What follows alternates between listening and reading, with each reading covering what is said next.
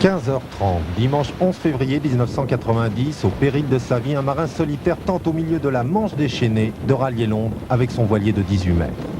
J'ai des pointes à 90 nœuds, des pointes à 90 nœuds de vent, ce qui fait 175 km/h et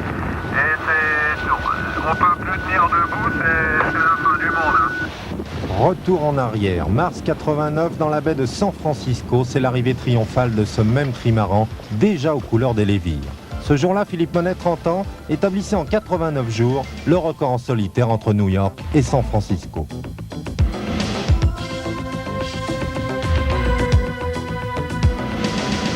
Novembre 89. Nous sommes aujourd'hui à Hong Kong, aux portes de la Chine, ville aux 1100 pans, aux 10 000 Rolls. C'est ici, au milieu des gratte-ciel, que Philippe Monet a rendez-vous avec l'histoire.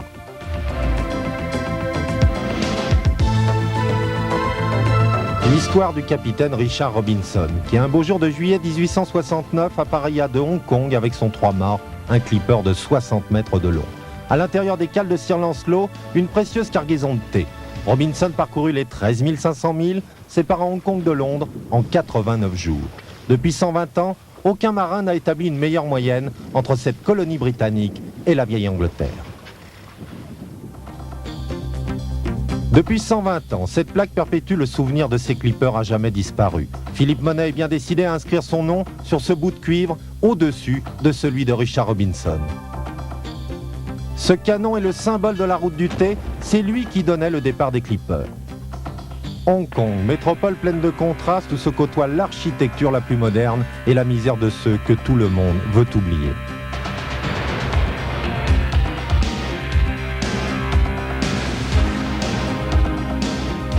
Peuple à l'avenir incertain, partagé entre sa joie de vivre et la crainte de voir en 1997 son territoire restitué par les Britanniques aux Chinois.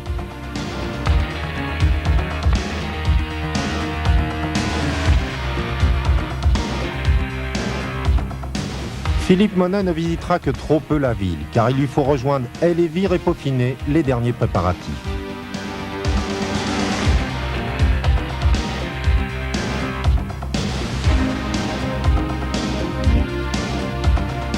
Philippe veille en particulier à l'embarquement des vivres nécessaires pour un si long voyage sans escale. Avec Elévire comme parrain, Philippe a été particulièrement soigné. Voilà, j'ai tout le stock ici, 80 jours de nourriture lyophilisée, de conserve et tout en ration d'une journée. Alors, vous avez le petit déjeuner, le dîner.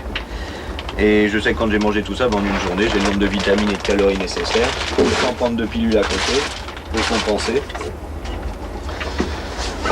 Et en prenant toujours 7 ou 8 jours de nourriture fraîche quand même au début pour en profiter, puis pour faire une transition assez douce parce que c'est quand même que des produits de conserve et de lyophilisation. Autre précaution indispensable pour la traversée de la mer de Chine où pullulent les pirates, embarqués également de quoi se défendre. Justement, comme j'aime pas trop me faire marcher sur les pieds en général, je sais pas si j'aurais jamais rencontré, mais enfin j'ai pris quelques précautions quand même. Alors j'ai fait l'investissement d'un fusil. Et j'ai regardé l'autre fois dans une porte, ça fait des gros trous, donc normalement, je devrais pas avoir trop de problèmes. Et en plus, il est en inox, donc il rouille pas, donc il devrait marcher, en théorie, pendant un petit bout de temps. Au coup de canon, le 4 décembre 89, Philippe largue les amarres, juste le temps de se remémorer, avant de prendre le large, le but de son odyssée. Pour moi, solitaire, c'est l'extrême d'abord, puisqu'il faut se débrouiller tout seul. Mais c'est pas du tout, je vais pas rechercher une réflexion transcendantale en fuyant la société pourrie et tout ça. Moi j'ai un truc, une passion, j'ai envie de faire des choses. Et quand je pars d'abord heureux, j'ai pas le stress avant de partir en me disant dans quelle galère je vais aller. Moi j'ai envie de partir parce que c'est quelque chose auquel je rêve et je pensais pas que je pourrais le réaliser un jour et maintenant j'arrive à le faire. Donc c'est tout ça qui m'entraîne là-dedans.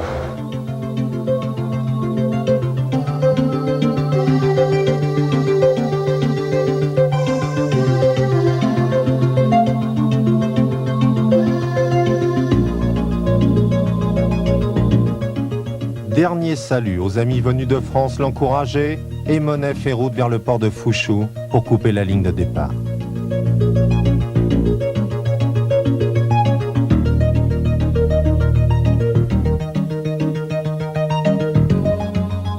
Fushou, 8 décembre, 5h54 très exactement. Le compte à rebours a débuté ainsi que la course contre la montre engagée entre Sir-Lancelot et Eléville. Dans les premières heures de son périple, le vent fait cruellement défaut à Philippe. Heureusement, quelques heures plus tard, il se lève enfin.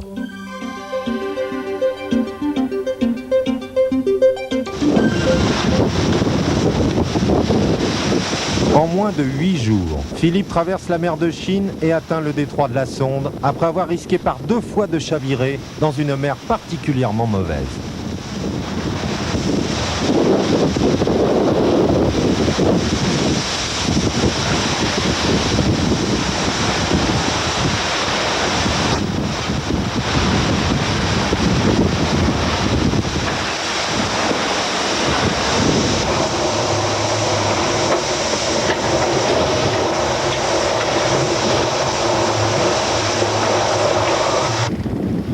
Avant de quitter la mer de Chine et rejoindre l'océan Indien ou bien dédanger le guet, Philippe fait sécher ses vêtements sur le pont. Il en profite également pour admirer une dernière fois le détroit de la Sonde. Une partie du voyage est finie, une autre débute.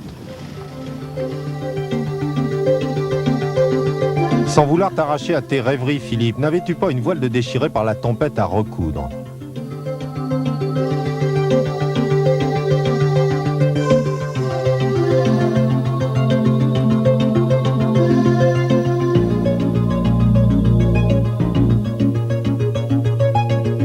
Sans nouvelles de Philippe depuis son départ de Hong Kong il y a 15 jours déjà, sa radio étant tombée en panne, nous sommes très inquiets en France, et ce, malgré les relevés rassurants de la position d'Eléville par le satellite Argos.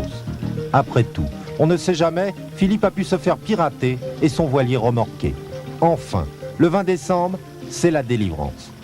Ce qui me faisait peur, c'était la mer de Chine où je pensais avoir beaucoup de calme et beaucoup de trous de vent. Et en fait, j'ai eu pas mal de mauvais temps et un vent très soutenu toujours, ce qui fait que je suis quand même sorti assez vite.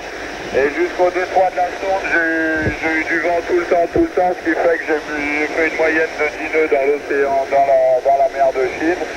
Et que je pensais être encalminé après le détroit de la Sonde pour reposer un petit peu parce que j'étais bien crevé, mais je vois que c'est reparti de plus belle. Avec des embruns qui giclent partout et Eléville qui est complètement recouvert et trempé à l'extérieur comme à l'intérieur. À partir de ce jour, nous aurons régulièrement des nouvelles de Philippe à la radio.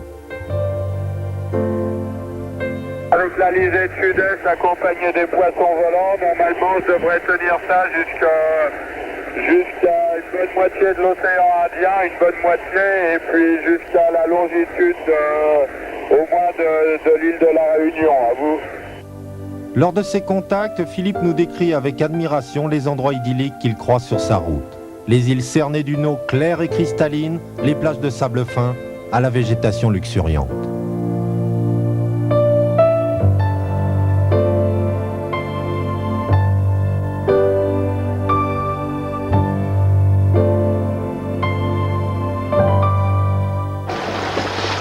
Tiens, regarde un petit peu les 2 petites paillotes qui sont juste dans le creux là-bas, voilà. Regarde ça si c'est pas dégueu. Ça te donne pas envie, toi, un petit peu de t'arrêter là, d'aller mouiller l'ancre, d'aller te jeter dans la flotte chaude et transparente, puisqu'ici on est sur des fonds de corail. Prendre 2-3 poissons, de les faire cuire là, le soir, avec un petit feu de bois, hein. Oh,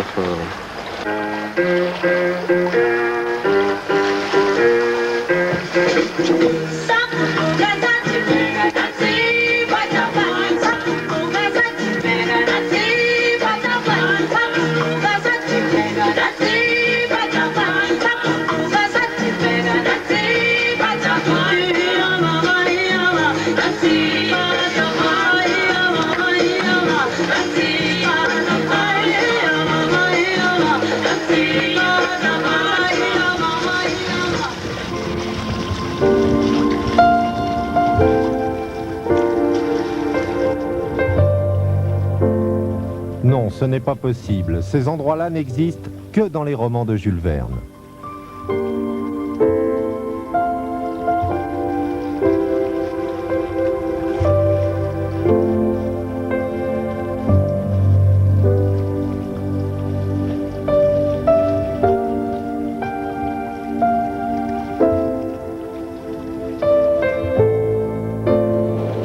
la récréation, Neptune se déchaîne de nouveau. Au 46e jour de mer, Philippe double le cap de Bonne-Espérance en pleine tempête. Et les vire alors 12 jours d'avance sur le tableau de marche de Sir Lancelot. Fini le soleil et les mers chaudes, retour en hiver.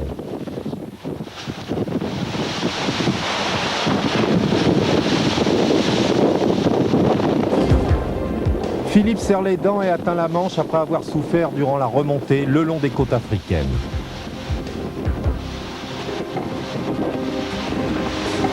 Samedi 10 février, 64e jour de mer, à terre c'est la désolation, les vents atteignent sur les côtes françaises plus de 200 km/h, à tel point que toute navigation dans la Manche est interdite. C'est ici, au pied de ce phare, que nous devions rejoindre Philippe au large de Boulogne-sur-Mer, pour l'accompagner lors de sa remontée dans la Tamise. Les éléments nous en empêchèrent. Il n'y a plus qu'un mouchoir devant pour garder l'étrave dans l'axe du vent. Pour l'instant ça tient, quoi. Le seul truc que je craigne c'est qu'il se retourne, quoi. Mais bon, ça on verra après. Espère de la Tamise, 67e jour de mer sans escale depuis son départ de Fouchou. Un dernier effort, encore quelques bords à tirer entre les cargos.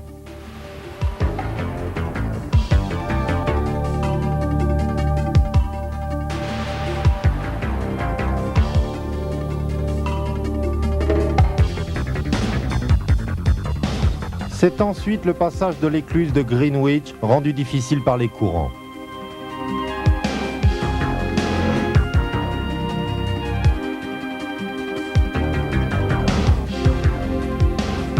Enfin, Philippe aperçoit Tower Bridge et le quai Sainte-Catherine à Londres, où se situe la ligne d'arrivée. Philippe peut affaler sa grand voile, le record de la route du thé qui tenait depuis 120 ans est battu, et les vire a parcouru la distance en 67 jours, 10 heures et 26 minutes entre Hong Kong et Londres, contre 89 jours à l'illustre clipper du capitaine Richard Robinson. Pierre Estrade et toute son équipe sont heureux, on le serait à moins. Une dernière photo pour la postérité, un ballot de thé dans les mains et déjà Philippe, qui n'a pourtant guère dormi depuis 72 heures, trouve encore la force de rendre hommage à sa meilleure amie, la mer. C'est quelque chose de beau de sortir d'une tempête, d'en sortir vainqueur, d'être arrivé à composer avec la mer, puisque on ne se bat pas contre la mer, mais on compose avec, d'être arrivé à l'apprivoiser et d'être arrivé jusqu'avec elle, à bon port, avec son bateau, et de retrouver les Viraquais entiers avec son mât, après avoir passé quand même de sales quarts d'heure.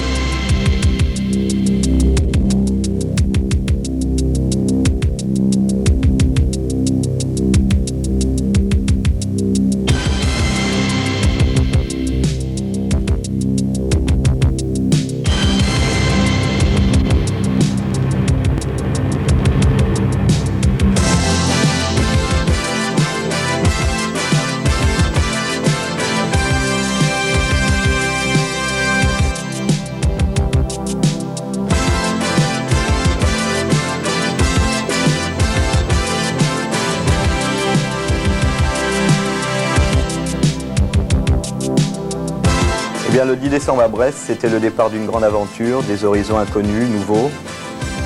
Et c'était aussi la fin de tout un entraînement, d'une préparation laborieuse qui comprenait d'abord un suivi nutritionnel et calorique au niveau des aliments, qui étaient lyophilisés au niveau de la conservation, de leur teneur énergétique.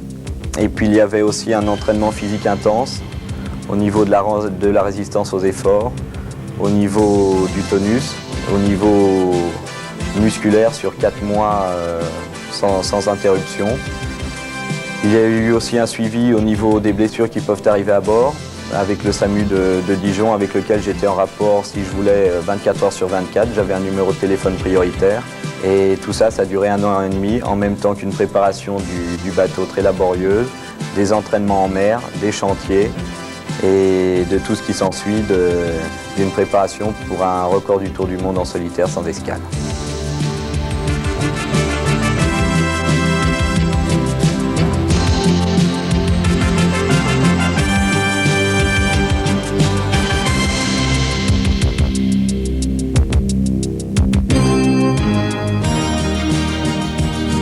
Alors le 10 décembre à Brest, c'était le grand départ à 13h23 minutes et 10 secondes.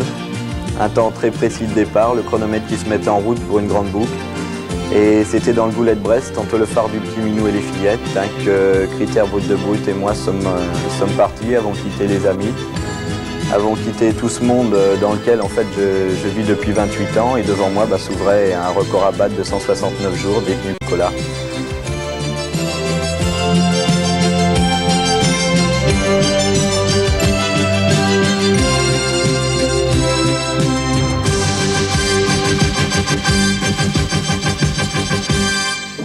Puis après, c'était une première navigation assez sympathique le long des côtes du Portugal, au Portant, où là, les premières grandes moyennes ont été enregistrées, plus de 300 000 par jour. Et après, ça a été un ensablement au niveau des côtes de Mauritanie, puisqu'il y avait un vent assez fort qui soufflait du Sahara. Et comme je passais très près des côtes de Mauritanie, en fait, je me suis cru un petit peu en plein Paris-Dakar, puisque j'avais 1 centimètre de sable dans le cockpit, toutes les voiles, les écoutes et tout qui étaient jaunes.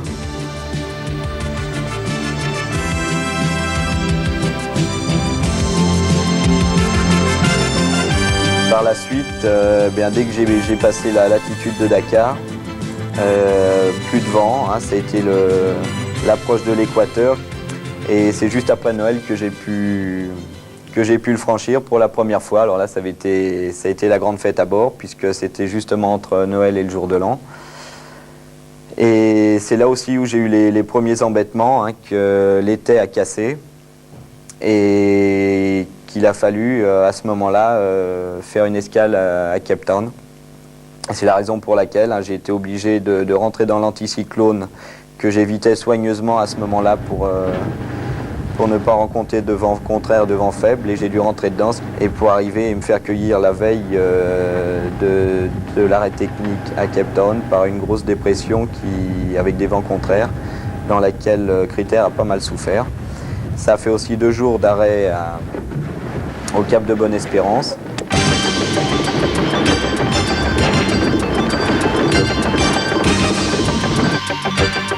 Philippe, tu viens de réparer ton été, apparemment ça s'est très bien et très vite passé, je crois.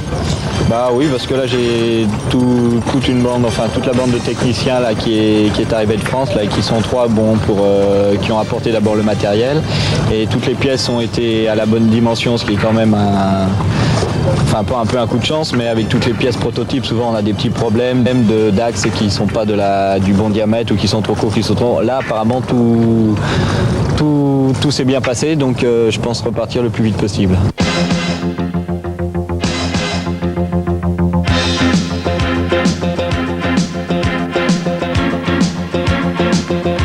Voilà, jeudi 22 janvier, cette fois c'est les grands événements qui se préparent, puisque l'océan Indien vient d'ouvrir ses portes à Critère. Et ma foi, le mauvais temps nous accompagne d'entrée, puisque déjà il y a 35-40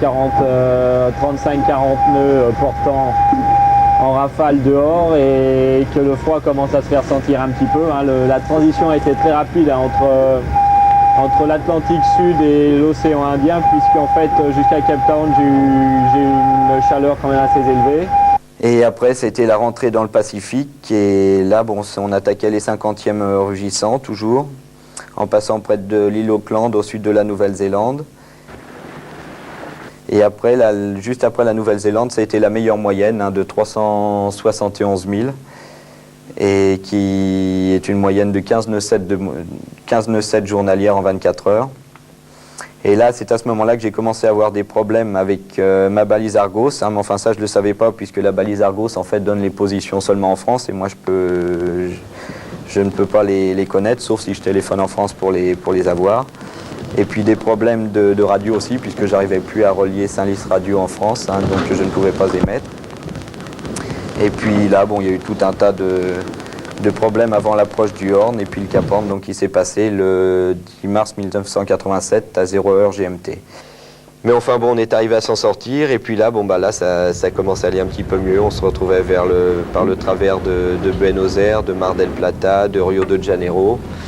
Par contre, avec des vents contraires qui m'ont fait me rapprocher des côtes du Brésil, avec des vents très très faibles et des capricieux. Là, je suis resté 2 jours planté dans la baie de Rio. J'entendais presque la musique et presque l'odeur de la cachaça.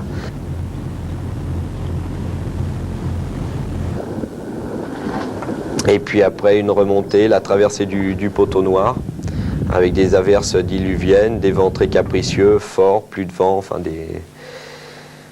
beaucoup de travail sur le pont. Et puis là, alors là, plus du tout de vent par le travers de Dakar, mais enfin quand même très au large, à 800 000 au large de Dakar. Là, j'ai eu plus du tout de vent pendant 48 heures. J'ai fait 9 000 en une journée, 18 000 le lendemain. Alors là, c'était des crises de nerfs à n'en plus finir. Et puis après, le final, le sprint final avec un petit peu de vent portant jusqu'à Brest. Et c'est là où, le 19 avril, le jour de Pâques, ma foi, 3 ans de rêve se concrétisaient avec Critères et l'expédition se terminait à Brest à 11h du matin.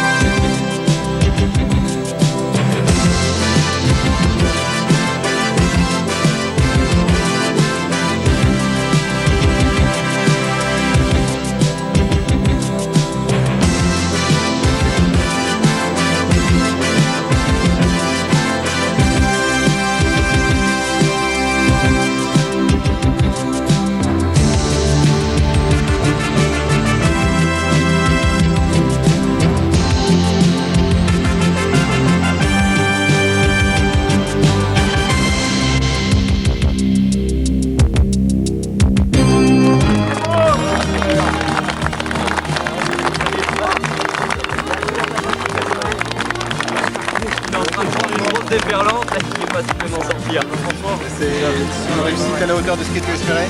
Ah ouais, là j'ai un mois et 10 jours d'avance et puis en plus de l'impression personnelle, je crois que j'ai pris le plus grand pied de ma vie jusqu'à présent. Ça a été aussi grandiose que vous l'espériez? Ah ouais, là je crois qu'il n'y a pas de mots pour décrire ça, il faut aller voir. C'était pas trop risqué, pas trop fou comme le pensaient certains?